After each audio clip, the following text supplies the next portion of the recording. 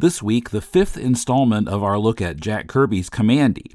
We had set out to discuss issues 29 through 34 this time, but as you'll hear, Emmet and I spent an hour on just issues 29 through 31, so we decided to leave issues 32 through 34 for part 6. The issues we discuss in this episode contain references to Superman, Gulliver's Travels, and, well, it turned out not to be a reference, but one story point reminds us a lot of a Queen album cover. If you're enjoying our Jack Kirby discussion and the recent interviews on this podcast, please tell your friends about us, share episodes on social media, and also send us suggestions for topics we could cover. Email us at mail@deconstructingcomics.com. This is Tim. This is Emmet.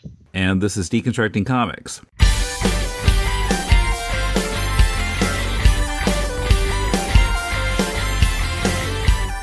Welcome to Deconstructing Comics. This is Tim in Tokyo, where it's currently pouring down rain outside. And I'm talking to Emmet in country Victoria in Australia. How are you? Very cold, Tim. Extremely cold here. It's been cold and wet and miserable the last few days. Awful.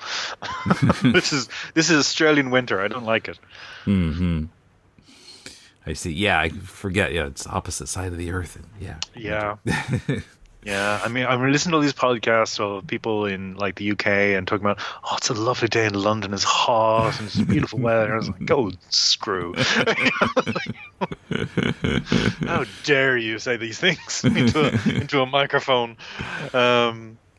Yes, yeah, it's not too pleasant. But I mentioned to you just off air. Is that what we say? Off before we started recording. I was told an interesting little story this evening. My wife Stevie was on the train home, and she overheard a bunch of young men on the and she told me the story, and this is how she opens it. And I was going, I don't know where this is going.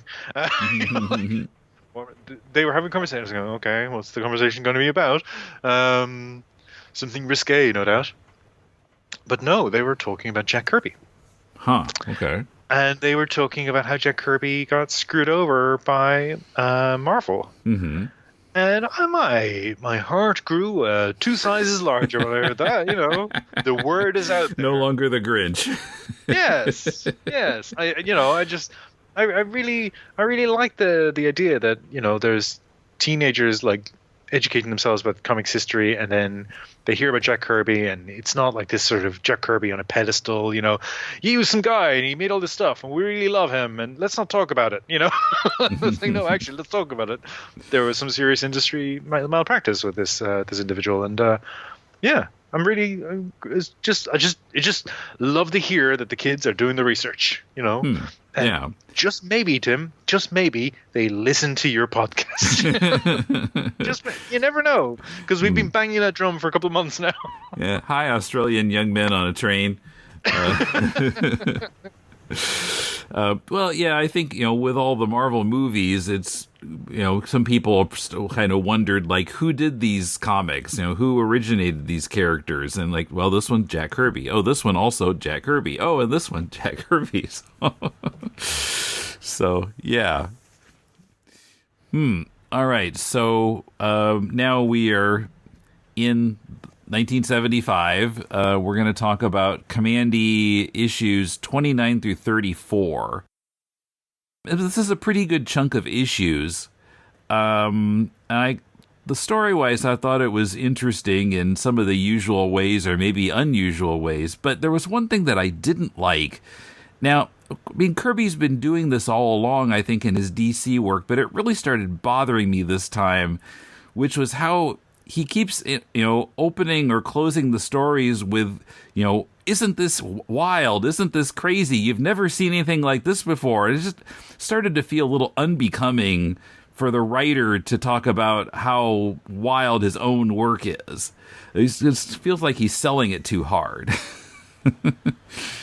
My absolute favorite one was an issue.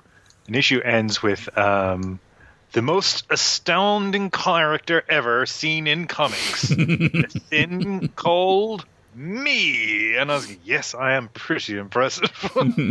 Thanks, Jack. I just thought that was beautiful. given that Guardians of the Galaxy 3 is currently in the cinemas, I did wonder, was that a sort of a reference to the original version of Warlock, who was just called him? Uh, I'm trying to recall, though, was that Kirby or was that Ditko? I think it was Kirby. I think Kirby came up with the concept, and then they had him rewrite the concept of this perfect man created by the Secret Society. I think it was Kirby. And then they sort of made the concept a little more palatable, in, Stan Lee's conception. But yeah, him, and now we've got me. I love it. And then me becomes us as well, which is great. But we'll get to that. We'll get to that. Right. Okay. But at least that was one of the sort of end of issue teases that I felt was just so bizarre. I kind of loved it. So I know what you mean. They're very insistent. Mm-hmm. Yes. So issue 29, dated May 1975, and this issue reveals a connection to a prominent DC character, but also plays around with the trappings of the character in the same way that Kirby played with, like, Watergate vocabulary in an earlier issue. So it's right there on the cover. Off to the left, we see Superman's costume. No Superman, just his costume. And then Kamandi fighting with a gorilla over a flaming pit. Yeah, it's a fascinating issue, actually. I think it's the highlight of this group that you've chosen for us to talk about. So we start with a high, and then there's a slight decline. But it opens with again the sort of Kirby narration. Where do myths and legends come from? Pacts lost in antiquity remain alive through the ages in forms which grow stranger with the passing years, and so on and so forth. And this whole issue is as you say, a discussion of the idea of Superman as myth. Mm-hmm. And Superman himself was an inheritor of myth, that there's various mythic archetypes present in the concept of Superman. But here Kirby's saying, well, this will become a myth. Superman will become a myth. And what happens if, as you say, with the Watergate story, like there's a society that's now emerged that's obsessed with Superman, which gets pretty funny at one point, like grim funny, but like pretty funny, I thought. But yeah, this single issue, I feel, does more to outline the concept than the entirety of Grant Morrison's Super Gods, which I did read. And I apologize, Tim. We owe second to me dropping references to movies, me dropping references to Grant Morrison in reference to Jack Kirby is a recurring thing I've noticed myself doing in these conversations. But then on the other hand, a lot of Morrison is in dialogue with Kirby, so there is a discussion to be had there. But Super Gods goes on and on about this idea of the superhero as a myth and the superhero as the 21st century godhead and all this kind of stuff. And I didn't find it a particularly insightful read, but I've read a lot of people who claim it is. So I don't quite know what to do with that. And yet here I feel with this pretty to the point discussion of the concept, I find more insight. I find it more interesting, at least, and more playful. And yeah, definitely. As I said, he gets to the point. Right. So it opens with Kamandi and Ben. I don't know what happened to Steve and Renzi. We're never going to see them again. Maybe they're with the freaks. they're touring the Canadian borderlands. I guess. Yeah, permanently, I guess. But they're looking in the sky, and a figure is flying over the mountains. And Kamandi says, "That's not a bird or a plane, Ben, but it's flying." It's so funny. So funny. Oh, yeah. It's not funny right now, listeners, but it will become funny. And not ha-ha funny. Like, oh no, funny. Right. So then they find this carved, like something, well, as Ben comments, it's like a comic strip about the Mighty One and his kind of origin story as they understand it. It never uses the word Superman, but this figure that's carved in here looks, vaguely like Superman. The face is kind of robotic, but you can make out the S insignia there. And I liked how they said that the Mighty One, he came out of Clark Kent to do this job. Yeah, it's great. It's great. Now, the immediate assumption is that, okay, so Superman was alive, and we're seeing the depiction of what happened to, or one of the things that may have happened to Superman in the history of Kamandi. Right, and how he maybe tried to fight against the Great Disaster, tried to protect Earth from the Great Disaster. Yeah, and flattened Ireland, but we won't get to that because we learn what that continental mass was caused by here, or they claim it was caused in the events depicted in this tablet of Revelation, this comic book tablet around the last years of Superman. But I had another thought. We've seen Kamandi reading issues of the Demon, so I wondered if all of these characters are worshipping the idea of Superman, including Kamandi, who has read comic books and really wants to believe in Superman, but it's probably just a Superman costume that you might have found in a shop that we see in this issue. That's my thought. That could be. I mean, why would Superman's costume be hanging around intact if Superman is gone? Yeah. And they worship this object, this suit, and it's all about believing that it means something. But potentially, as I said, it was just a store costume, and this society has emerged around the concept of Superman, and this is their sort of post-apocalypse Genesis text, framed as a comic book because they've been reading the comic books. So they assume, well, he must have tried to do something. This is probably how that went. Based on their understanding of comic books involving Superman. So yeah, that's my guess what's going on here. Okay. There'll be some DC wiki where they go, Superman died in Kamandi issue such and such, and I go, okay, whatever. Fine.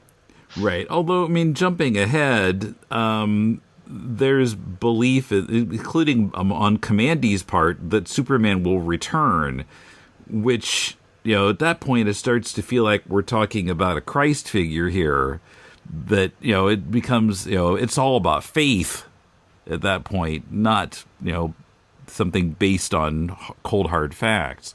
Well, we just had the coronation of King Charles in the UK, and during the event, apparently he was presented with a fragment of the True Cross.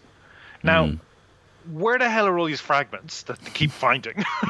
And they keep showing up in different places. There can't be that many fragments of a piece of wood that survived for 2,000 years, supposedly, and you can just dole them out to various dignitaries. How many crosses could you actually build from all those fragments? Yeah. But that is an example of wanting to believe in a thing that happened. And making it important because of your belief, like loading it with all this meaning. The exchange of a fragment of the True Cross to the King of England, two symbols utterly meaningless, have no bearing in any sort of tangible reality, but we all subscribe to the fact that they're real with a inverted commas around an or and an L. Anyway, yeah, that's kind of where I'm thinking this is an act of belief on the part of Kamandi as much as these characters that we'll shortly meet. So then the two of them encounter some apes, including one who is kind of a village elder or something. He's got white hair and a beard. And well, how are you on your Planet of the Apes lore yet, Tim? Have you? Well, I mean, I saw the first movie, but that's all I've seen. I know he's a ginge, but this character kind of reminds me of Dr. Zaius from Planet of the Apes as well. So yeah, but you're right. Yeah, he's an elder figure. He's an authority figure. Yeah. Right. And they see Ben and they think the Mighty One has come back. Because Kirby has only so many faces. Well, although remember when he did draw Superman's face, they wouldn't let him do this face. Fix it, yeah. is too far off brand. But then this gorilla in green underpants walks up and says, "Fools, this animal couldn't be the mighty one," and he punches Ben. And I guess, is it the elder? Someone else says, "No, Zuma, he is sacred." That's one of the other devotees there, because we see the elders in the background there. Do you think Zuma is a sort of Luther type, if we're going to follow this logic through? Like, he resents the idea of Superman, so he contends with the idea of Superman because he can't allow for the fact that somebody's better than him. I don't know how much of an allegory this is meant to be, but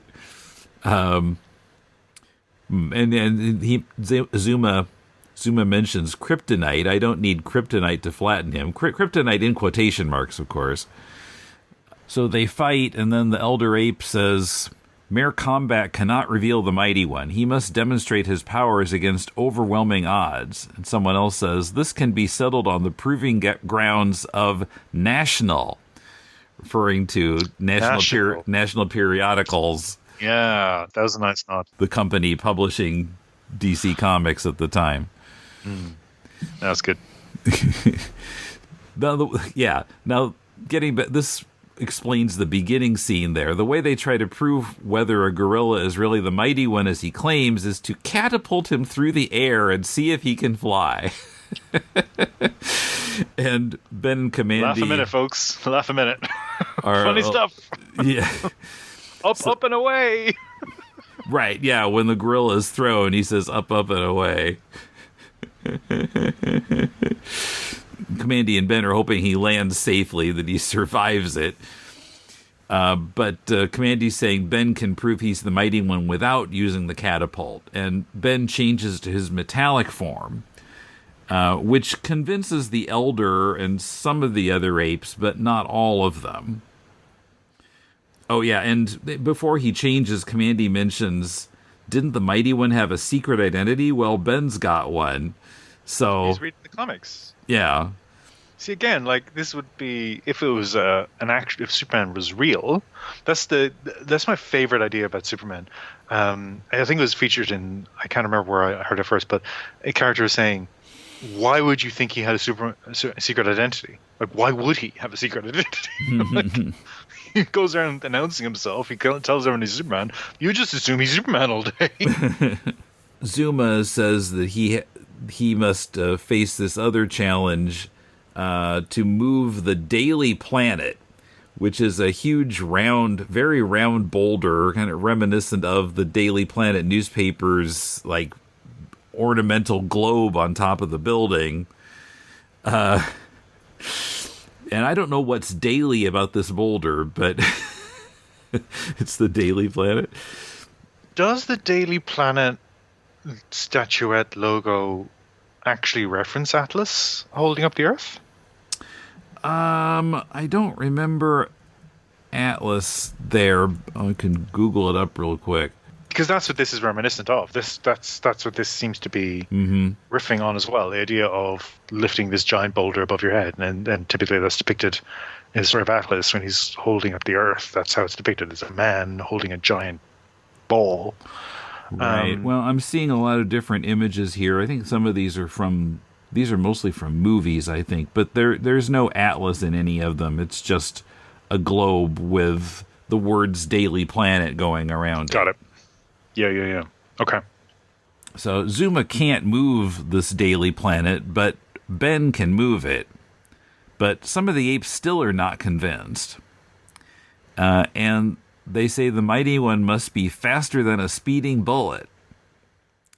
And Kamandi really wants Ben to prove that he's the mighty one for some reason.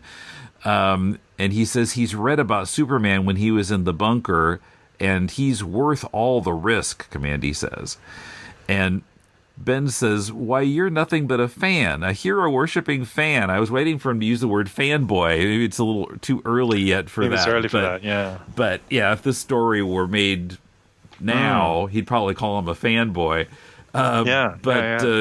Yeah, I mean, Kamandi's got this hero worship going on just based on the information that he's read about Superman.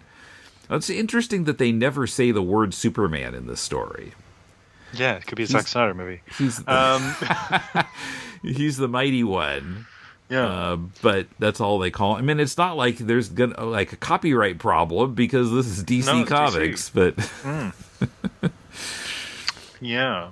I wonder if, who knows? Like maybe Kirby had this like written down for a project he's going to sell somebody else. But the like Ben's calling out Kamandi for, in effect, he's demonstrating religious fervor. Mm-hmm. He wants to believe in Superman, and he wants Ben to become this for this group. Mm-hmm. To the point where it doesn't actually make logical sense. Like, throughout these issues, we'll see Ben acting in a moral and principled way a couple of times. Mm-hmm. Like taking a stand and going, no, this is wrong, and here's what I'm going to do. Yeah.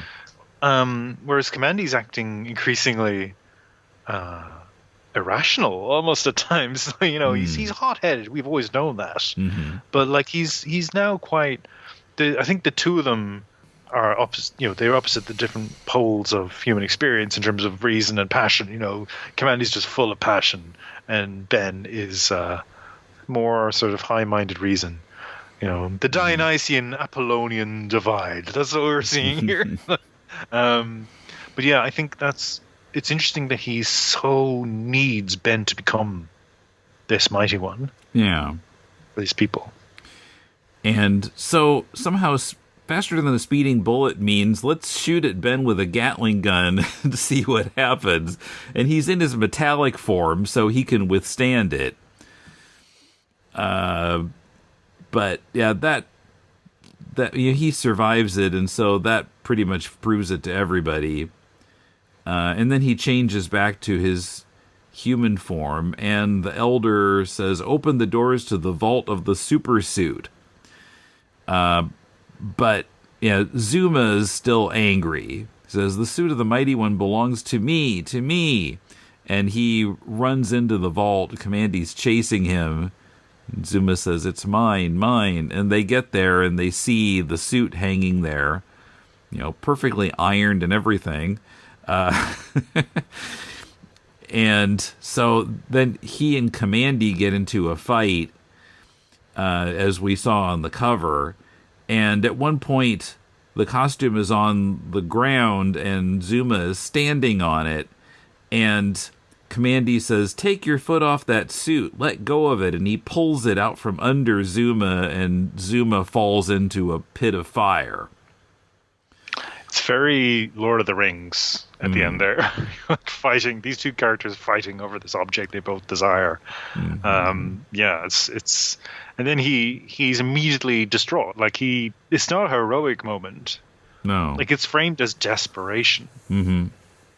And then I know who owns it. I know that somewhere he's still alive. He knows this in his heart. I think is the implication there. So yeah. Well, and in that scene with Zuma, I mean, I think a lot of Kamandi's motivation there was just respect for the suit and respect for the Mighty One, and Zuma wasn't respecting him because he had his foot on it. Yeah. Zuma wanted the suit because Zuma sees himself as being the Mighty One, like he's the most powerful.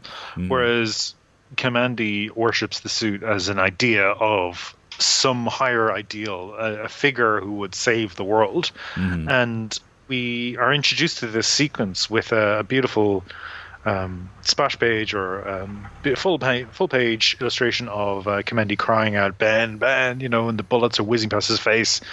We don't see them impacting on Ben just yet, so we don't know what this is. The moment of suspense, and it's a real moment of horror on the part of the Kamandi. But there's a little sort of lyrical line above leading into the title of this segment. So heroes may never die, both young and old shall cry, save the super suit. And that seems to be like heroes may never die because heroes are ideas. The idea of the hero will never die as long as the symbol of that hero, in this case the supersuit, is preserved, is passed down from both young and old Chuck Wright. So these generations of people are preserving this idea. Save the supersuit. So I kind of think that's Kamandi's point of view. And he needs something in this world to be good. And the society, I think, believe in it literally. That, I don't want to draw too long a bow here, but it's, the difference between Judaism and Catholicism. Judaism believes the Messiah will come. Catholicism, Christianity believes he was already here. Yeah. And you killed him. Those are the anti-Semitic Christians. But like there is an idea there in hoping for the future, hoping for this idea of the Messiah. It's a very Jewish concept, and I wonder if that's at play here as well. That's kind of Kirby could be seeing this. If you have this legend of a savior, you always hope for their return, or their arrival even. So yeah, it's that sort of messianic quality of the Superman that's been played at here, and Zuma wasn't respecting it. Zuma just wanted to wear the suit and punch people, Yeah. It's a thing. It's a thing to him. Yeah, Kamandi's feeling sorry, but he had to protect the suit, he says. So Ben tells the Elder to keep the suit until the true Mighty One returns. And the Elder says, "You have won the suit, thus your order shall be obeyed." So the suit is back hung up, none the worse for wear, doesn't have a stain on it, a footprint or anything, and boots standing off to the side there. And yeah, Kamandi says, "So be it. Not even the great disaster could conquer, in quotes, him." Yeah. Look, maybe it is Superman's. Because as you say, they've been like pulling at it and stamping on it, and it's in this volcanic cavern, and it's fine. It's completely untouched. Not a smudge on it. So, But I do like the idea of it being a sort of poetical little aside on Kirby's part. Like, let's imagine a world where Superman didn't exist, but people desperately wanted to believe that he did. That's quite beautiful. Ben says, "Let's go, Kamandi. We've got to find Landbridge, the new continent." So, as we saw last time around, it's new land that's swallowed up Ireland and a lot of the North Atlantic. What the hell? What did we ever do? Coming up, issues 30 and 31, featuring a flying saucer and a mysterious alien, references to Gulliver's travels, and we notice similarities to a Queen album cover. Old comics can be pretty amusing. Don't you love it? The dollar sign on the bag. Yeah. That means it has money in it. And the early issues of Amazing Spider-Man are no exception. And there's this line about Mark Twain in here, which has to be the funniest thing Stan Lee ever wrote. Join me, Tim, along with a rotating cast of Emmet. Yes, let's Snopes.com this issue of Spider-Man. Patrick. Haha, I'm here. Now you must feel my wrath. And Kumar. To say you just hit the jackpot about herself is so great. As we make our way through the transition from Ditko to Ramita, and Peter Parker's transition from being a high school student with a doting aunt, Aunt May's wearing a Peter's wearing an Aunt May, to a college student with his own pad, facing the big questions in life. Why is Gwen having a party on a Sunday? Support Deconstructing Comics on Patreon for at least $4 a month and get access to the monthly podcast Spider-Man Transitions. It just seemed unlikely that, he would go into melee with the Rhino and not get his arm snapped. Go to patreon.com/deconcomics today. I know, I'll become a costume criminal. I know. Sure, that's what clear-thinking people decide. Issue 30, on the front, Ben and Kamandi are looking at this sand pit with various vehicles and buildings of various types, and an airplane, and so forth. And Kamandi says, "Look, Ben, all of man's past glory in one large sand pit," which is exactly what we see in this issue. Yes. Yeah, it's interesting. It's fascinating that we're covering this issue the week after all these stories broke in the media of like soft disclosure of the confirmed existence of UFOs, or what are we calling them now? UAPs. So we had to come up with a different word for them, so it's not embarrassing for people in Congress to talk about them in the American Congress. But yeah, some guy appeared before Congress and basically said, "I have interviewed people who have actually interacted with these crash sites, and there actually is something, and there actually is all this going on, and you're paying for it, so maybe you should ask some questions." And all these UFO enthusiasts online are going, disclosure, it's real, it's a real thing. And then all these other people are saying, he's standing in front of Congress and saying, "Some guy told me that he and some other guys did this thing a while ago." So there's two sides. But yeah, there's this popular idea out in the sort of UFO conspiracy theory space at the moment that slowly but surely we're being accustomed to the idea that there are other species in the greater universe. There has been evidence of their existence, and we're just getting people used to it, so there's not a widespread panic. And that's what they mean by soft disclosure. But yeah, I just found it kind of funny that this is an issue all about UFOs, and this is what are we talking? Almost 50 years ago? Yeah, 1975. So yeah, 48 years ago. Yeah, this is Kirby's issue on the UFO experience. Right. Well, actually, the rest of this chunk of issues has a relationship to a UFO, but starting with this one. And on the first page, we see Ben and Kamandi asleep, reflected in the visor of some kind of armor. And yeah, we find out a little bit later on that they had come into this structure thinking it was just like an old bunker or something, and they went to sleep in there, and now this being has come in and is causing them to float around in the air, which we see on the big 2-page splash.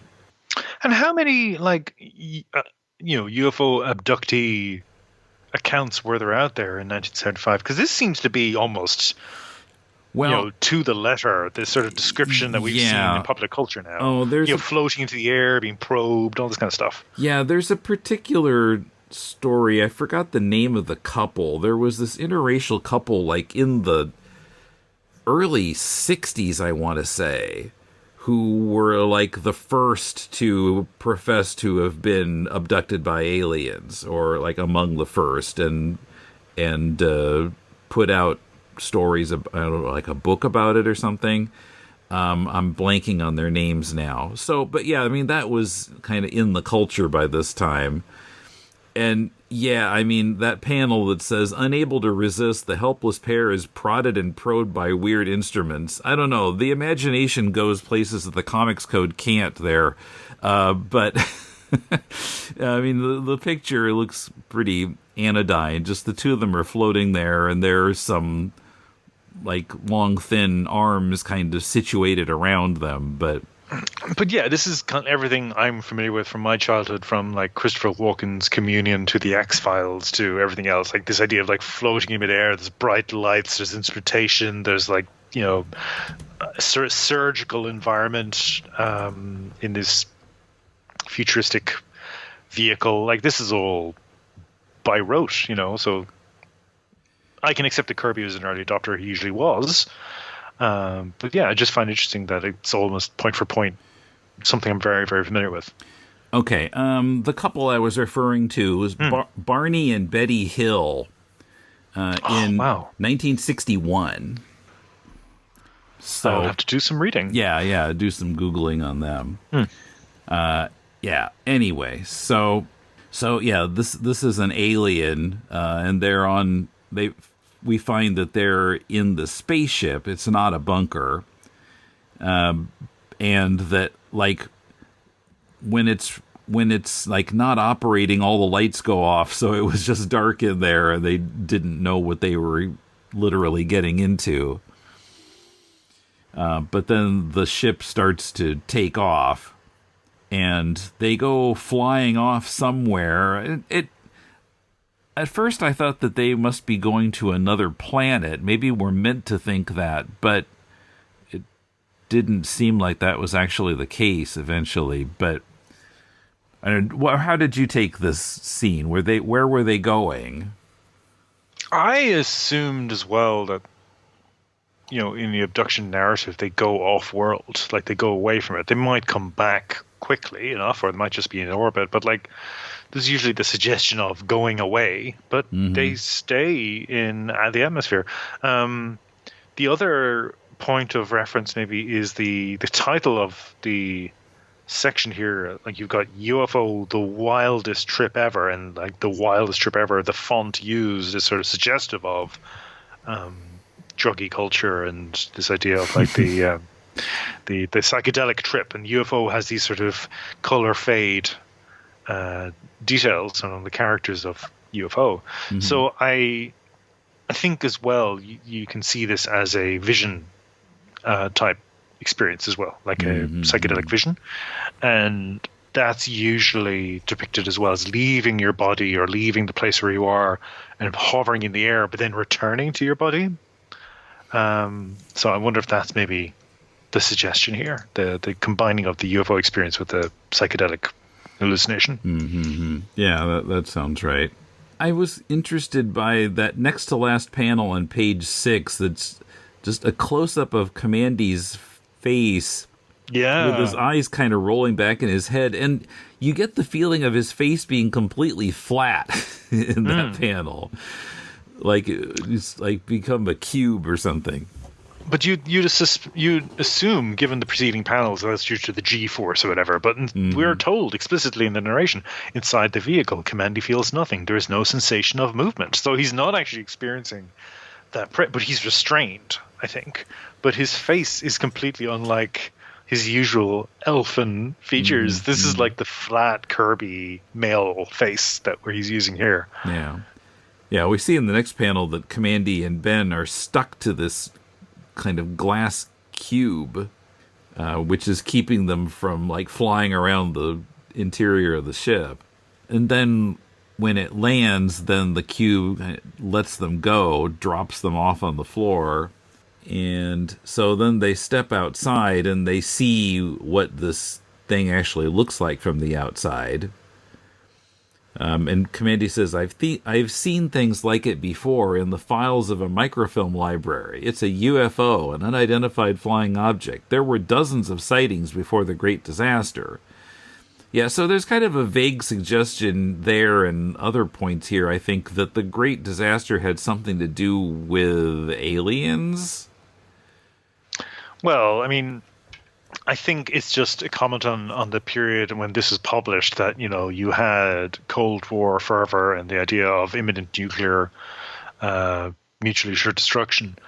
And at the same time, there were people talking about alien abduction experiences. Yeah.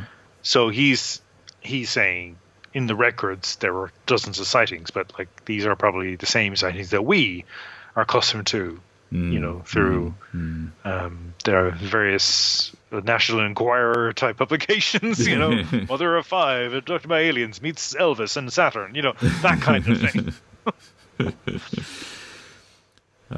And we have a full page of this same sandpit that we saw on the cover with the various large objects in it. The train steam engine, a ship, the Leaning Tower of Pisa, a factory, a bridge, and so on. So, sorry, forgive me. Because I know we've the Kamandi book circles America. Like it's constantly in dialogue with this idea of America and America's place in the world, even in the post-apocalypse. they were setting out to find the land bridge, which would have brought them across into Europe if they had been able to make the crossing. But they encountered this vehicle, and then it flew them around, and it dropped them off here. Are we still on the land bridge because it's this expensive sand, or are we somewhere else in America? Because later on we're going to meet a bunch of other characters who were also traveling around America. I don't know. From this point, I'm completely in the dark of where we are. Where we are. Okay.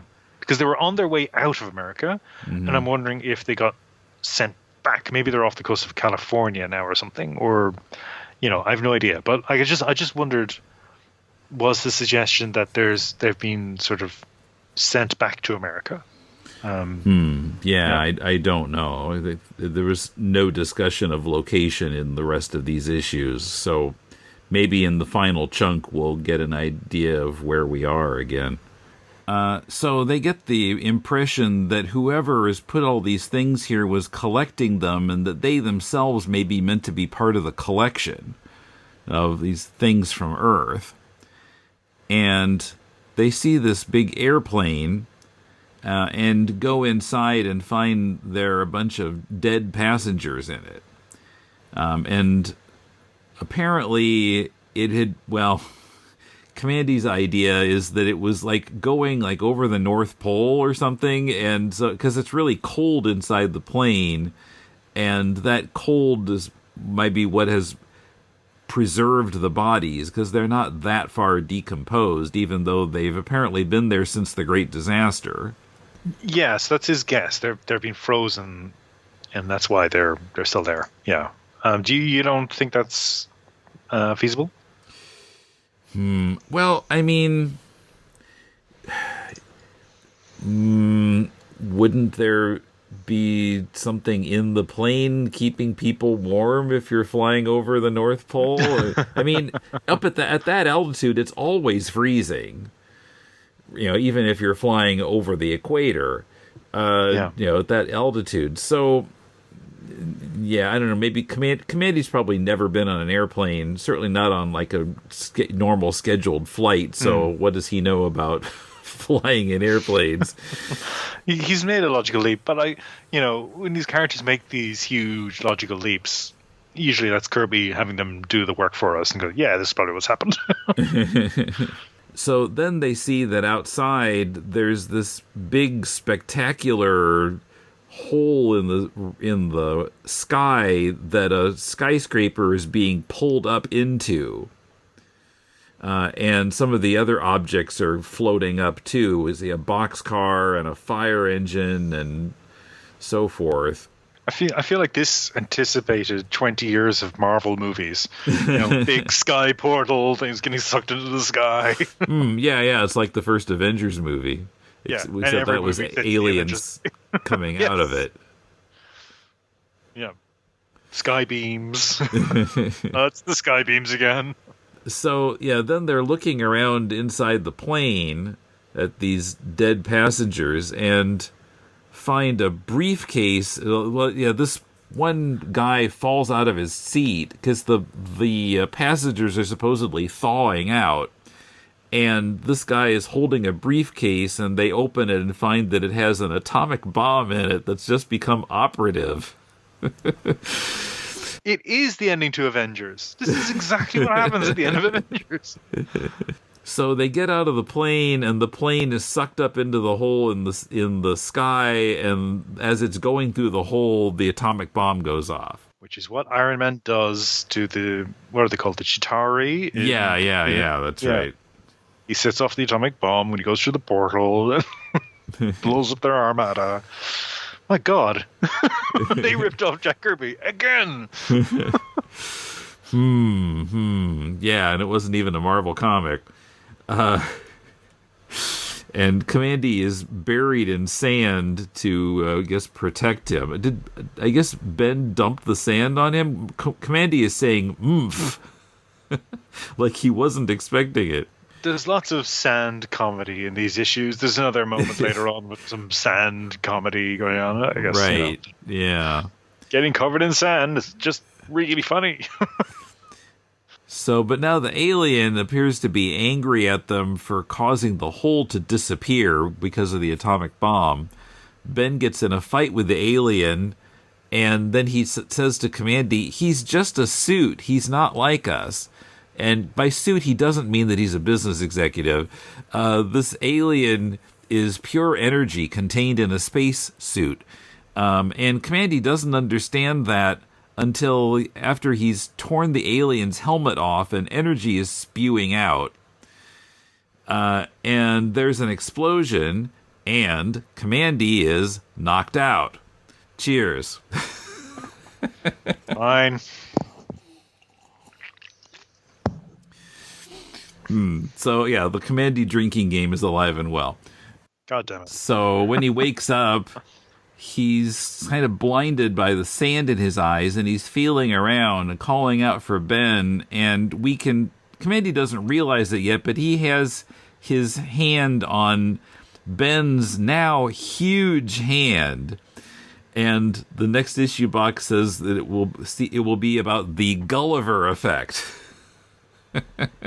Yeah, he goes all in on that reference. Yes, so, right, issue 31, we now have a giant Ben Boxer. Right there on the cover, in metallic form, reaching for Kamandi as some tiger soldiers are approaching in the background. On the splash page of 31, Kamandi's apparently cleared the sand out of his eyes, and he sees Ben in metallic form lying there on the sand, but his head is several times larger than Kamandi's whole body. Ben, what's happened to you? I'm having a moment here. This cover feels a lot like there's an album cover that looks a lot like this. Queen, News of the World. Was it Queen? Yeah, I think it might be Queen. There's a kind of a robot character that looks kind of like Ben in metallic form. This holding like the apparently dead bodies of the band members. That's exactly it. I just looked it up. It's exactly it. Yes, we have that album here. We've got the record. I knew I'd seen it before. Yeah. My goodness, it looks so like it. Oh, poor Jack. When was this album? It's 1977. 1977.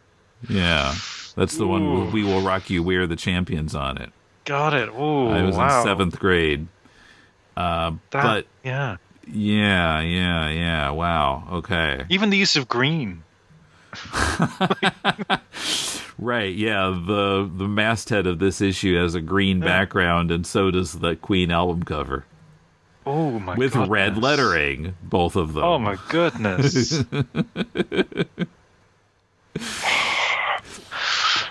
Bookmark this part of the video, folks. This is the this is the evidence we need to explore. The difference being that going. Kamandi is alive and well, while the Queen band members appear to be bleeding to death.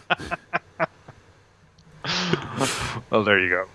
Because Kamandi is cooler than Queen. Anyway. With some post-podcast research, we found that the cover of News of the World is actually referencing a science fiction magazine cover that predates Kamandi by 20 years. My recorder was still rolling as we looked into it, and I'll include that discussion after the closing of this episode. So then on the two-pager, pages 2 and 3, there's someone in a hood or some kind of a helmet, a full body suit, saying, "We meet again. He's incredible, a fantastic form of life," and some kind of machinery is zapping Ben awake. And Kamandi says, "Blazes, who is that?"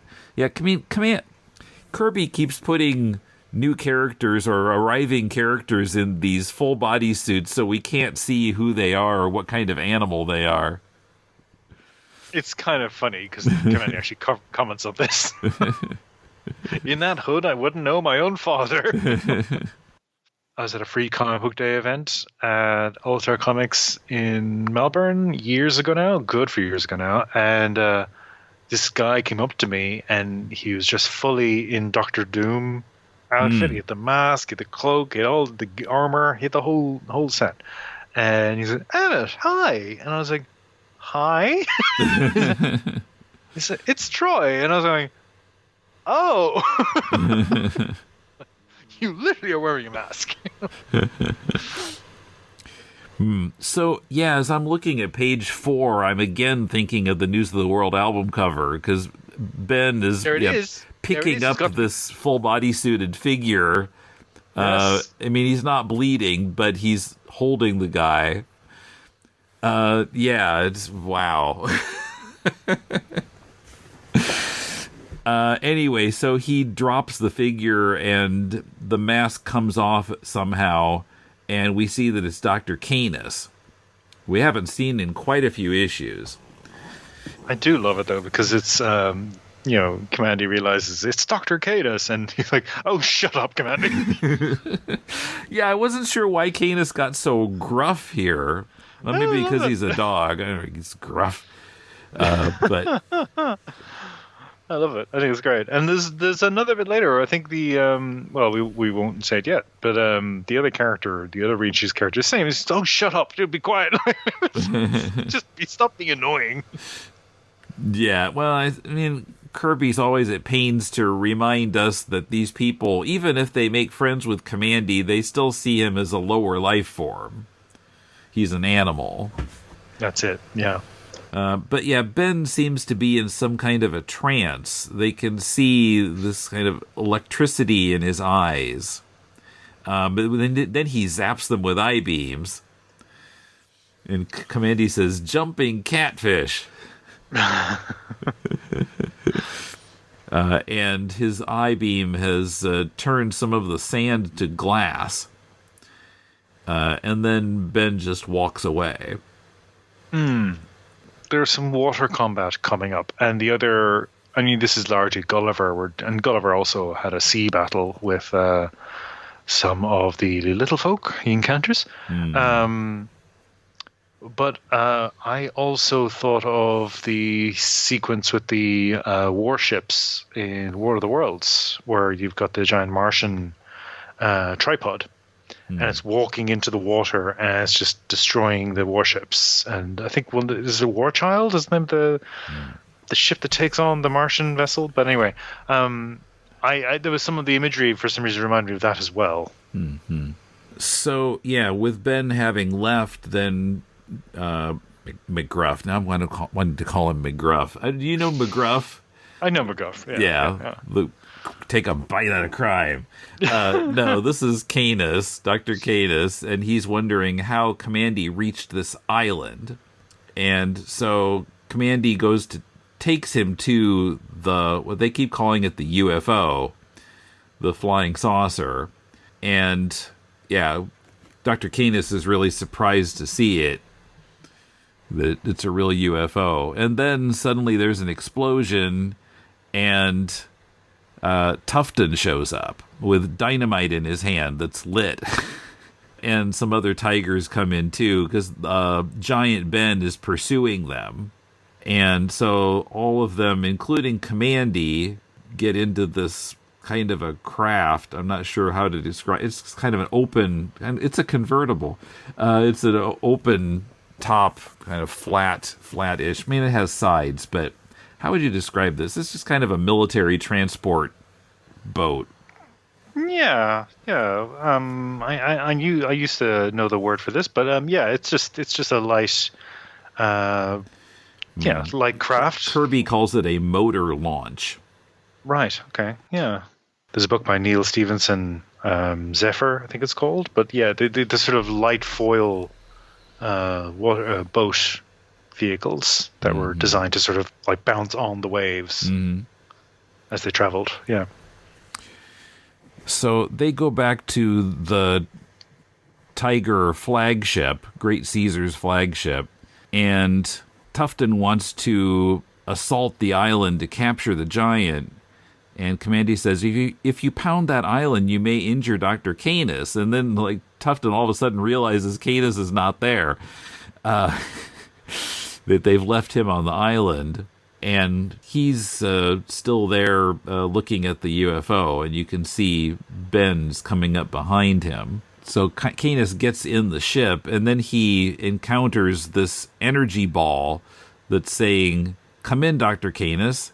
"What? Who speaks?" "I am me, Great Caesar." Then the strange thing divides and says, "I can be we. I can also be us," dividing into more pieces.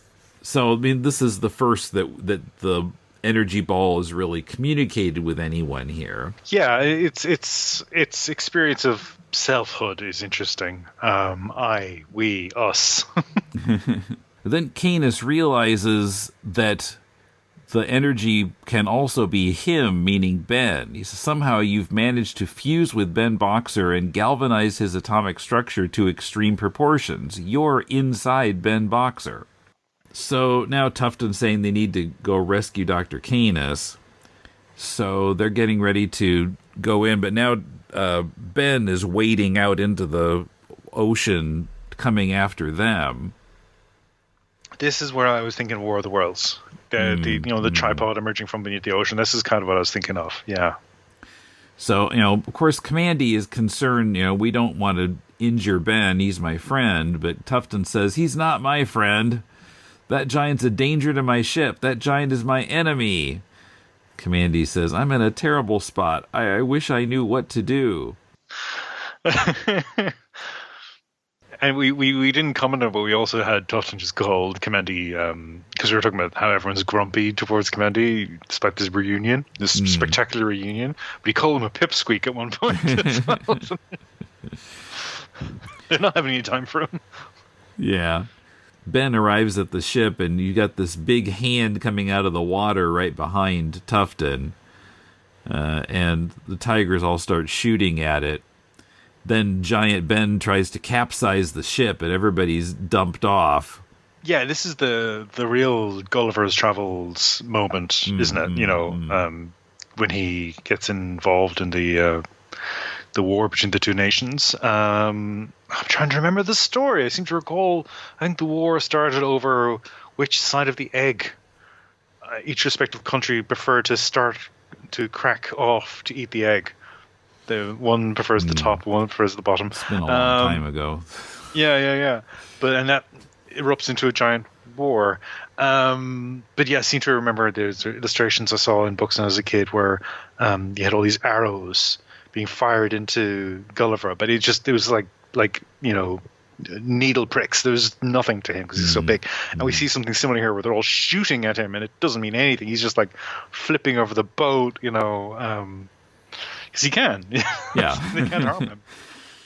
And then suddenly there's all this Kirby crackle around Ben, and he shrinks back down to normal size and normal form, not metallic form, and he's lying on the beach unconscious. And the issue ends with Dr. Canis and the energy ball outside of the flying saucer, and Canis says, "Come along, there's nothing to fear now." Yeah, and then this is the next issue box you were talking about. Next, don't miss the issue, the most astounding character ever seen in comics, the thing called me.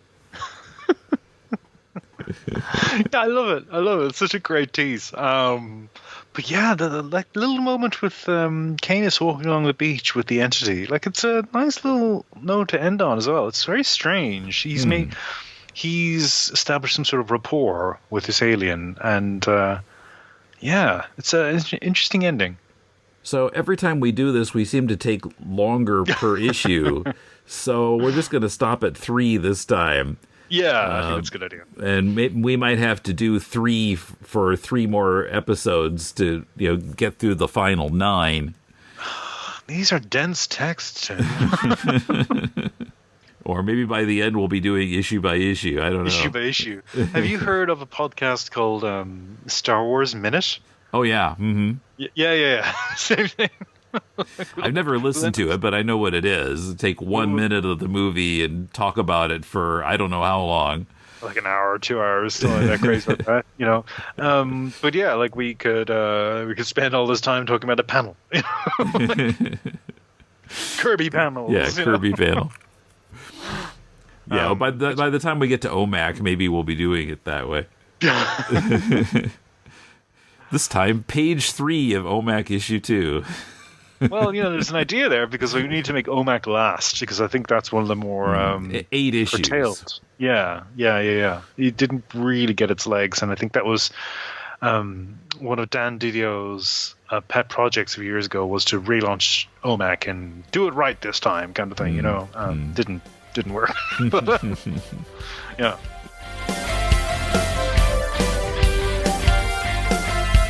Kamandi by Jack Kirby is published by DC. There's no collection available of issues 21 through 40, but individual issues are available digitally.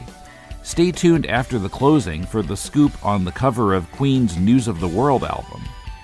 You can help the Deconstructing Comics family of podcasts by joining us on Patreon at patreon.com/deconcomics, and go to deconstructingcomics.com to connect to us on Twitter, Facebook, or YouTube, to shop on Amazon to support the show, and to find links to subscribe to the podcast. You can comment on any episode there, or drop us a line at mail@deconstructingcomics.com. That's also the address for submitting your own comics work for possible inclusion in our spin-off podcast, Critiquing Comics. Our theme is by J.B. Anderton. Next week, another of our MCU reviews that were originally published on Patreon. Mulele and I discuss Thor Ragnarok. Till then, this is Tim, and thanks for listening to Deconstructing Comics.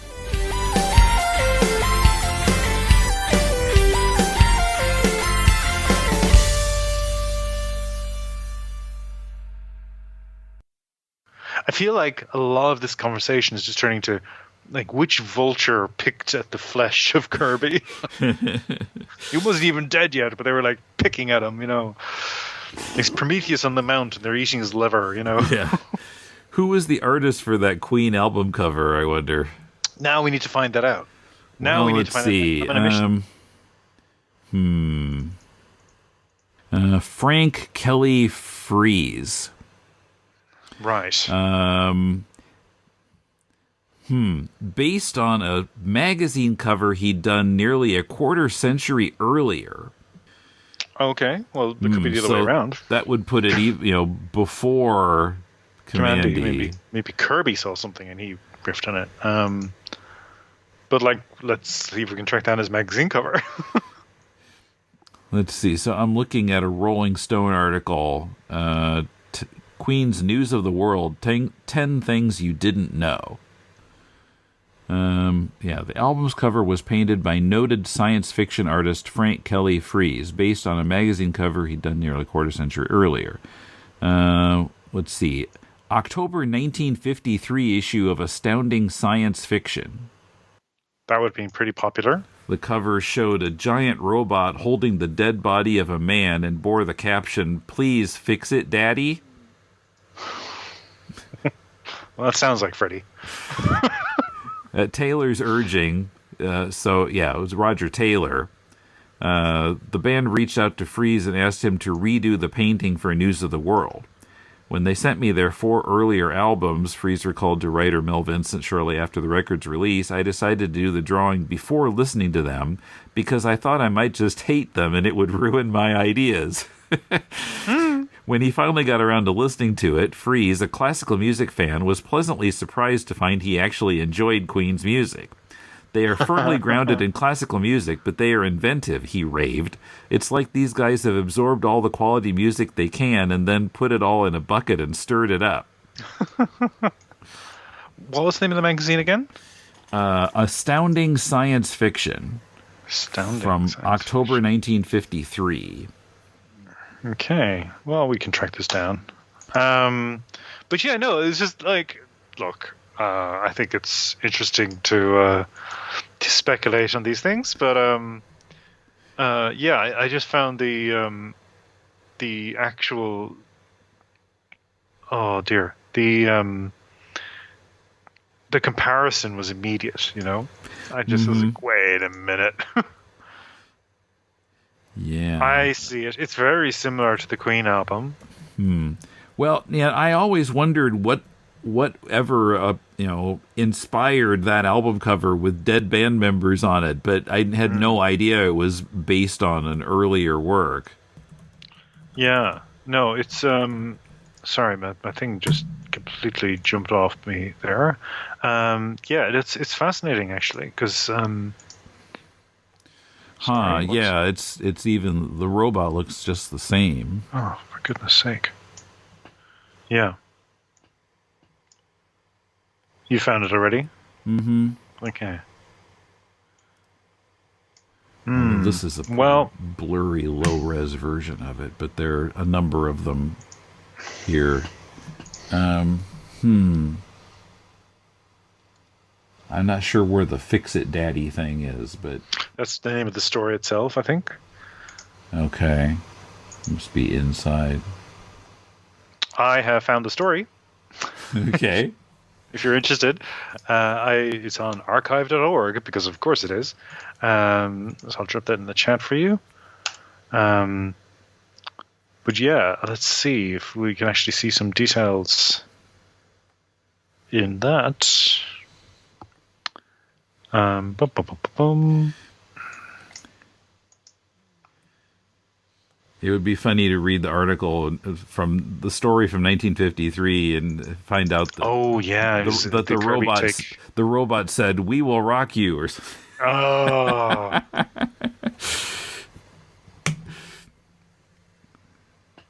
They're doing some interesting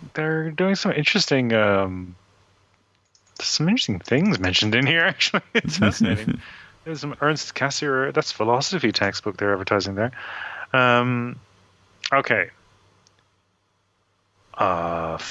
This is Astounding Science Fiction, volume 18, October 1953, The Gulf Between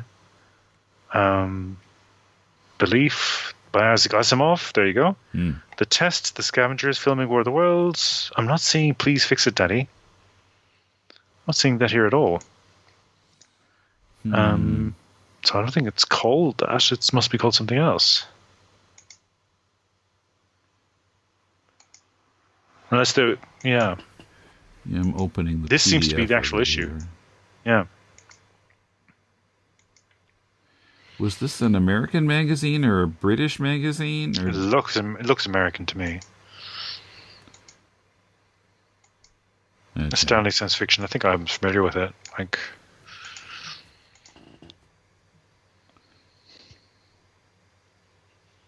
Anyway, yes, I think it may be an idea for you to issue a retraction.